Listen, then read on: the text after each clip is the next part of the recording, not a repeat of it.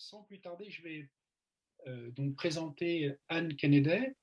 Anne Kennedy, qui est une ancienne élève de l'École normale supérieure et qui est agrégée de lettres modernes, qui a soutenu en 2013 une thèse de doctorat consacrée à l'éloquence de Saint-Just à l'Université de Paris-Sorbonne sous la direction de Jean Dagen. Ce travail a été publié en 2020 aux éditions Honoré Champion sous le titre « L'éloquence de Saint-Just à la Convention nationale ». Et Anne Kennedy prépare actuellement une édition critique en 2 volumes des œuvres complètes de Saint-Just. Alors les différents articles qu'elle a publiés sur Saint-Just et l'éloquence révolutionnaire sont disponibles sur son site annekennedy.com. Anne Kennedy préside également depuis 2010 l'association pour la sauvegarde de la maison de Saint-Just. Je vais donc vous rappeler le titre de sa communication, Saint-Just et l'éloquence révolutionnaire, de la théorie à la pratique. Merci à vous pour votre accueil, merci à Hélène Parent, à Patrick Brazard et donc à Stéphane Pujol. Ça me fait très plaisir d'être présente à ce colloque. C'est pas si souvent qu'on se voit sur des colloques sur l'éloquence. Saint-Just fait partie du nombre finalement très limité d'orateurs de la Révolution qui, depuis 2 siècles, continuent d'être réédités et trouvent à chaque génération de nouveaux lecteurs. Si sa réputation d'orateur est bien établie, la réflexion de Saint-Just sur l'éloquence est moins connue, à l'exception de courts passages de son projet d'institution prônant le laconisme, auquel on a tendance à réduire ses idées sur l'art oratoire. Pourtant, c'est tout au long de sa carrière à la Convention nationale, depuis ses premières interventions en tant que député jusqu'à son dernier discours, le 9 Thermidor en 2, que Saint-Just a non seulement théorisé, mais défendu une pratique oratoire conçue comme indispensable à la liberté. Il m'a paru intéressant de voir dans quelle mesure la réflexion sur l'éloquence que Saint-Just a menée entre 1792 et 1794, alors qu'il était député, permet d'éclairer sa propre pratique oratoire. Dans ce but, je me propose d'abord d'étudier les développements que Saint-Just a consacrés à l'éloquence parlementaire, qui ne forment pas un exposé systématique, mais sont épars dans ses discours. La réflexion de Saint-Just sur l'art oratoire à l'Assemblée ayant évolué de manière importante, j'examinerai si l'éloquence de Saint-Just a elle-même connu des modifications durant les 2 années où il parla à la tribune de la Convention, et si, de façon générale, ses idées sur l'art oratoire et sa pratique se rencontrent. Ma dernière partie portera sur les prix d'éloquence que, dans son projet d'institution, Saint-Just prévoyait pour la République et qui ne concerne plus exclusivement les députés, mais l'ensemble des citoyens. Nous verrons qu'avec ces prix, il envisageait une nouvelle forme d'éloquence dont, lors de ses missions aux armées, il a pu offrir le modèle. Donc, je vais d'abord exposer la réflexion de Saint-Just sur l'éloquence d'Assemblée à partir des indications que contiennent ses discours et ses manuscrits de la période où il siège à la Convention. Ces documents permettent de distinguer 2 périodes. Dans la première période, de l'automne 1792 à l'été 1793, l'éloquence que Saint-Just prône pour la Convention ne s'adresse qu'à la raison. Le représentant du peuple qu'il dépeint dans ses discours cherche, je le cite, à démontrer, à prouver, ou encore calcule avec son jugement. Son but en s'exprimant à la tribune de la Convention est, écrit Saint-Just, d'éclairer les autres députés. Tel qu'il l'envisage alors, l'éloquence parlementaire ne s'adresse donc qu'à l'esprit et est essentiellement rationnelle. Le 24 avril 1793, dans son discours sur la Constitution de la France, pour distinguer la puissance exécutrice, nous dirions aujourd'hui l'exécutif, de la puissance législatrice, qui est la Convention nationale, Saint-Just dit que celle-ci, donc la Convention nationale, n'a pour elle que l'empire de la raison. Durant cette première période de sa réflexion sur l'éloquence parlementaire, il définit la tâche des représentants du peuple comme un travail de délibération pour élaborer de bonnes lois. Significativement, il ne désigne jamais ses collègues par le terme orateur. Le terme apparaît seulement en octobre 1793, mais il les appelle législateurs, voire législateurs philosophes, et leur donne pour modèle les législateurs de l'Antiquité. En faisant des députés à la Convention nationale des hommes qui, idéalement, devraient être des sages, faisant profiter leurs collègues des fruits de leur sagesse, Saint-Just ne fait que partager une opinion très généralement répandue parmi les représentants du peuple. Les orateurs réputés pour leur démence, comme Mirabeau ou Robespierre, désirent de même, à la même époque, que les députés s'expriment à la tribune de l'Assemblée en usant exclusivement d'arguments rationnels. La spécificité de la pensée de Saint-Just sur le rôle des députés durant cette période tient au rôle singulièrement héroïque qu'il leur attribue et qui est sensible dans les images qu'il utilise. 3 passages de ses discours méritent à ce titre d'être relevés. Un premier passage où il déclare Je ne sais s'il faut moins d'audace pour être législateur que pour être conquérant. L'un ne combat que des hommes, l'autre combat l'erreur, le vice et le préjugé. Une phrase qui porte que le législateur, comme les dieux, la comparaison est frappante, le législateur, comme les dieux, doit régner par la sagesse. Enfin, une troisième comparaison grandiose dans un passage de son discours sur les subsistances où il s'exclame, usant d'une comparaison audacieuse, que les législateurs qui doivent éclairer le monde prennent leur course d'un pied hardi comme le soleil. La seconde période de la réflexion de Saint-Just sur l'éloquence à la Convention débute à l'automne 1793, mais elle est surtout développée dans ses discours à partir de février 1794 à son retour de ses 2 premières missions aux armées. Durant cette seconde période, Saint-Just prend en compte les dimensions oratoires de la tâche de député qu'il avait fortement minimisée jusqu'alors. Dans ses discours de l'an 2, particulièrement dans le discours du 9 Thermidor, Saint-Just défend une éloquence qu'il ne définit plus seulement comme l'art de persuader, mais aussi comme l'art de toucher les âmes par l'émotion, l'expression vient de Fénelon, mais également de captiver l'estime de la patrie, d'intéresser au sens fort et de frapper l'opinion publique, ou encore de faire en sorte que le peuple soit saisi par les idées qu'exprime l'orateur. L'éloquence que Saint-Just prône en l'an 2 agit donc fortement sur la sensibilité. Elle n'est pas le flot banal des discours sans éclat, mais la très grande éloquence, comme suffirait à le prouver les orateurs qu'il donne en exemple. Démosthène, souvent considéré avec Cicéron comme le plus grand orateur qui ait existé, et de façon plus inattendue les Grecs, dont le talent oratoire était reconnu par l'Antiquité, mais qui sont presque totalement absents des traités de rhétorique du XVIIIe siècle. Le rôle que Saint-Just attribue désormais aux émotions dans l'éloquence est à mettre en rapport avec sa conviction, exprimée dans le rapport du 26 Germinal à l'an 2, que, je cite, « chacun ne peut avoir une influence égale d'entendement et de lumière, mais que tous les cœurs sont égaux par le sentiment du mal et du bien ». Pour autant, cette nouvelle conception de l'éloquence comme art de toucher les âmes n'oublie pas les exigences de la raison. Saint-Just, en effet, considère que rigueur intellectuelle et capacité d'exaltation peuvent coexister harmonieusement au sein d'un même individu. L'homme révolutionnaire dont il s'est attaché à dépeindre le type idéal est doué à la fois, écrit-il, de la froideur de l'esprit et du feu d'un cœur ardent et pur. Plus précisément, la capacité pathétique de l'orateur doit être mise au service de la raison. Elle est comprise par Saint-Just comme le moyen pour rendre compréhensible par tous les complexes abstractions politiques. Pour Saint-Just, en 1794 comme en 1792, l'opinion publique que cherche à intéresser l'orateur ne peut, je cite, que se donner à la raison et ne saurait être durablement touchée par des mouvements oratoires pathétiques sans contenu rationnel solide. Examinons maintenant la pratique oratoire de Saint-Just à la Convention nationale. Quelles sont ses caractéristiques? En particulier,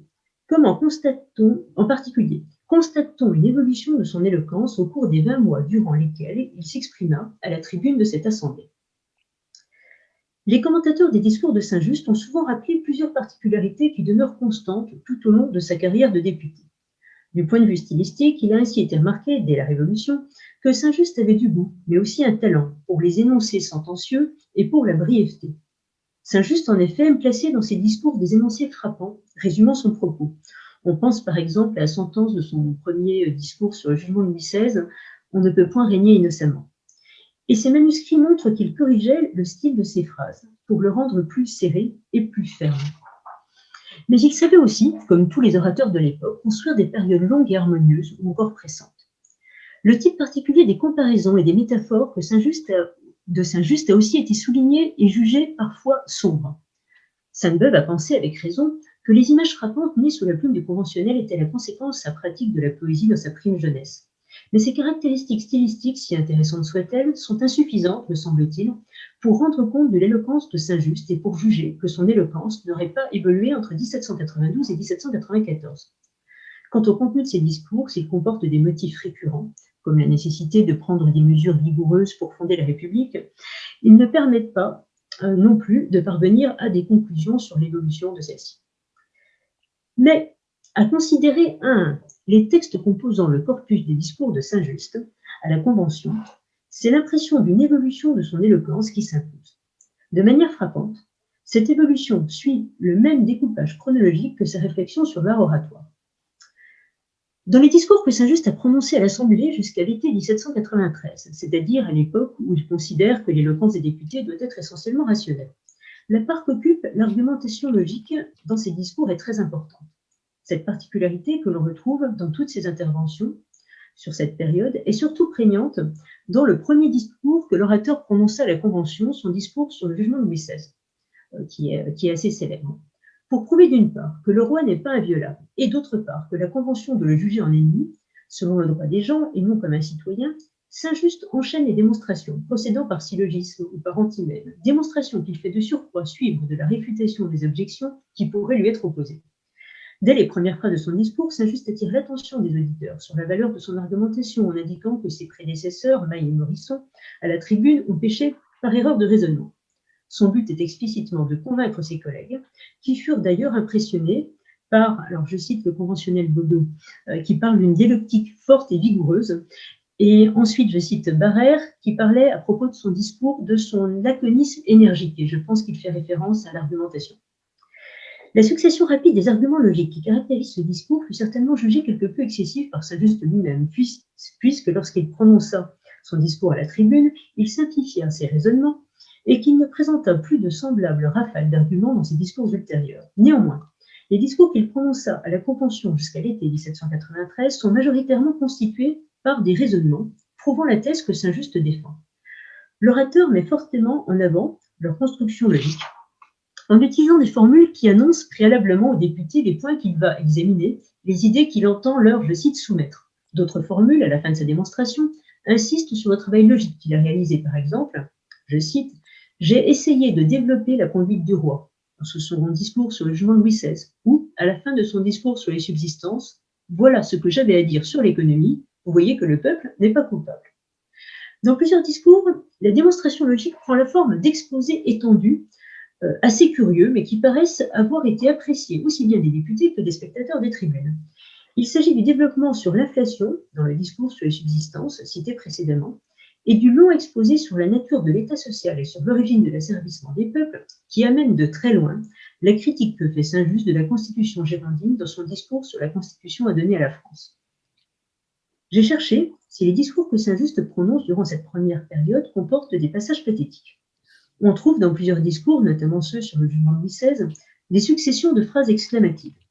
Mais ces signes de ponctuation ne correspondent jamais, dans les discours de cette époque, à des affects comme l'enthousiasme ou la colère, mais à de l'indignation, c'est-à-dire une émotion plus intellectuelle, me semble-t-il, due au sentiment d'un état de fait scandaleux. Quant aux exordes, qui selon la tradition rhétorique sont particulièrement propices au mouvement pathétique, ils sont chez Saint-Just alors étonnamment sobres. La plupart du temps, l'exorde de ces discours se limite à poser clairement la question du débat, puis à indiquer comment l'orateur compte la résoudre. Le discours de Saint-Just sur la subdivision politique de la République commence ainsi par une phrase dépourvue de toute recherche rhétorique. Je la cite, « Avant de traiter d'une division propre à la France, je dois établir les principes et les conséquences s'établiront ensuite d'elles-mêmes. » Donc un exorde très sobre. On le voit, Saint-Just, durant cette période, n'hésite pas, notamment lorsque le sujet du discours est très technique, à renoncer à tout effet rhétorique. Son rapport du 9 août 1793, qui, si l'on accepte l'arrêté, n'est long que de quelques lignes, est le modèle abouti de cette éloquence qui, à force de brièveté et de simplicité, finit par être sèche. Saint-Just achève son discours par la phrase métadiscursive suivante. Les circonstances sont pressantes, on doit parler par résultat. À partir de l'automne 1793, l'éloquence de Saint-Just à la Convention nationale diffère fortement de ce qu'elle était auparavant, tout en étant là aussi conforme à l'état de sa réflexion sur l'art oratoire qu'il élabore conjointement. Si Saint-Just, dans sa pratique, n'abandonne évidemment pas en l'an 2 l'exigence de discours rationnels logiquement construits, ses raisonnements se font moins denses et plus discrets. Il insiste désormais sur la valeur des propositions politiques qu'il fait à l'Assemblée en tant que rapporteur, ce statut lui permettant de se départir de la modestie qui était la sienne tant qu'il était simple député. Dans le rapport du Vivantose en 2, il qualifie ainsi de coup de génie, l'expression est de lui, la proposition du comité de salut public de distribuer aux pauvres les biens des contre-révolutionnaires condamnés, ainsi privés de leurs moyens de nuire. Mais ce qui frappe le plus dans les discours de l'an 2, c'est la place qui occupe désormais les mouvements pathétiques, qui généralement alternent avec les passages démonstratifs. Le rapport du 13 Ventose, par exemple, commence par indiquer les raisons qui ont motivé le décret présenté aux députés. Puis, donc il s'agit du décret d'application du discours de Vivantose sur la distribution des biens aux indigents des années de la Révolution. Donc il indique d'abord les raisons qui ont motivé le décret, puis Les députés sont exhortés dans un mouvement pressant à hâter la marche de la Révolution en faisant preuve d'audace et à servir le peuple. Saint-Just élargit ensuite sa réflexion au peuple d'Europe, qui ne pourront plus méconnaître les lois émancipatrices prises en France. Enfin, le paragraphe précédant le décret s'achève sur la sentence enthousiaste et très connue « Le bonheur est une idée neuve en Europe ». L'émotion exprimée dans les discours de Saint-Just de l'automne 1793 et de 1794 est le plus souvent, comme dans le rapport du 13 Ventose, l'exaltation.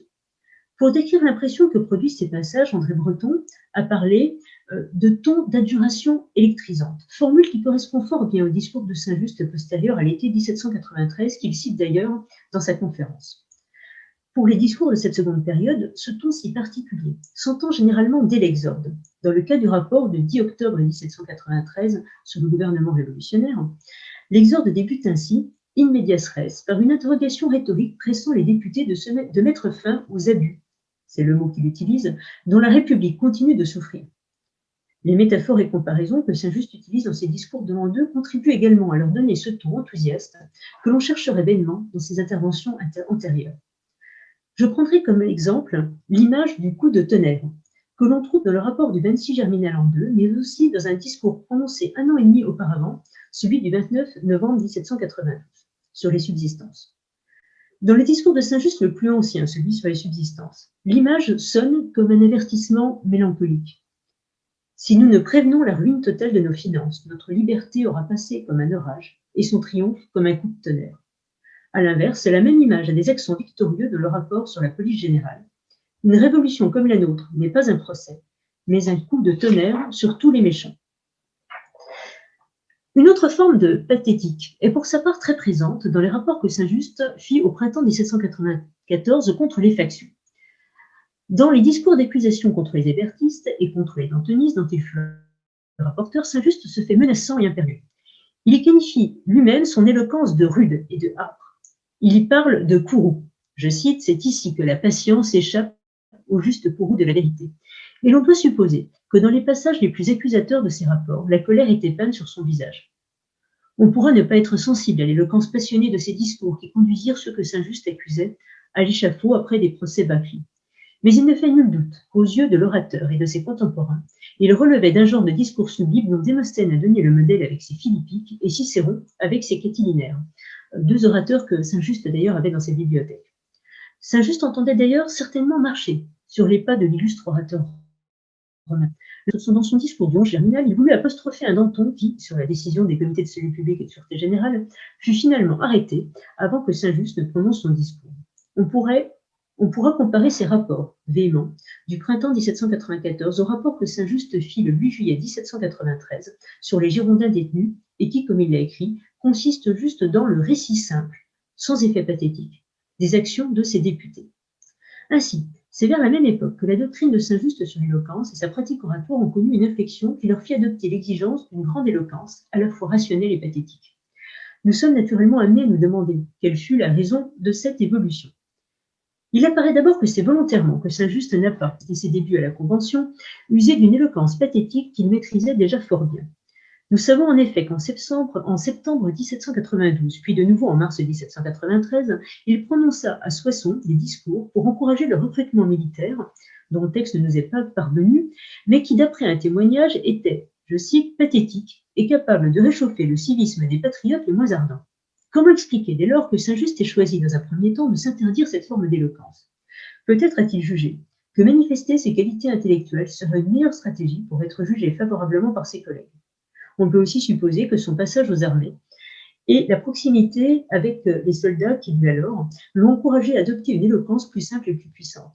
Mais il me semble que cette évolution de sa réflexion et de sa pratique oratoire est surtout à mettre en relation avec l'influence beaucoup plus importante que Saint-Just attribue en l'an 2 à l'opinion publique et aux affects dans le processus révolutionnaire. Or, l'opinion et les affects peuvent précisément être modifiés par la grande éloquence pathétique. J'aborde ma dernière partie, qui est plus courte et qui porte sur les développements que, dans les derniers mois de son existence, Saint-Just a consacrés à l'éloquence populaire. Ces développements nous intéressent en ce qu'ils permettent d'envisager d'autres pans de son activité oratoire. Dès son arrivée à Paris comme député, Saint-Just a montré l'importance qu'il accorde à l'éloquence populaire. Il prit en effet la parole aux Jacobins le 22 octobre 1792 pour défendre, je cite, « le droit de tout dire, le pouvoir de tout entraîner des orateurs de rue que les députés girondins qualifiaient d'agitateurs. En 1794, il précisa le rôle politique de cette éloquence dans deux courts textes. Le premier est un passage du discours du 9 Thermidor, qui contient un très beau passage sur l'éloquence. Je cite ce petit passage. « Que tout le monde se dispute la gloire de se perfectionner dans l'art de bien dire, c'est-à-dire dans l'éloquence, et vous verrez rouler un torrent de lumière qui sera le garant de notre liberté. » Pour Saint-Just, d'après ce passage, l'émulation oratoire entre tous les citoyens est la condition de la liberté. On retrouve ici le topos qui, depuis le dialogue des orateurs de Tacite, relie éloquence et liberté publique, avec cette différence majeure que pour Saint-Just, ce n'est pas la liberté qui est la condition de l'éloquence, mais l'éloquence qui est la condition de la liberté. Le second texte de Saint-Just indique, bien qu'allusivement, en quoi consiste cette garantie de la liberté publique et donne aussi des précisions sur la forme qu'il souhaite lui voir prendre. Il s'agit du passage bien connu du projet d'institution républicaine instaurant des prix d'éloquence. On lit. Les lycées distribueront des prix d'éloquence. Le concours pour les prix d'éloquence n'aura jamais lieu par des discours d'appareil.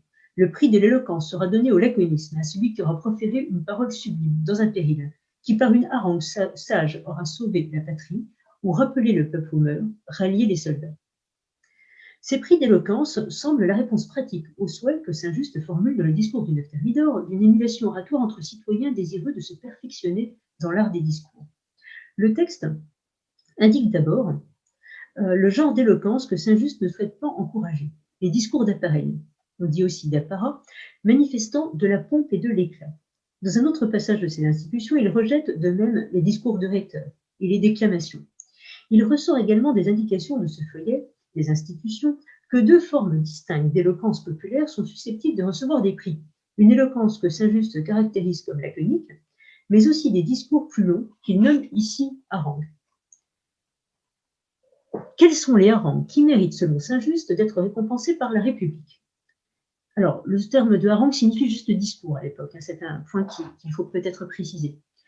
Alors, ces harangues qu'il faut récompenser sont des harangues prononcées pendant les combats, ainsi que l'indiquent les mots « rallier les soldats », ou dans d'autres circonstances dangereuses, dans un péril, mais aussi dans des situations plus paisibles. Les mots « rappeler le peuple aux mœurs » ne supposent pas un danger pressant.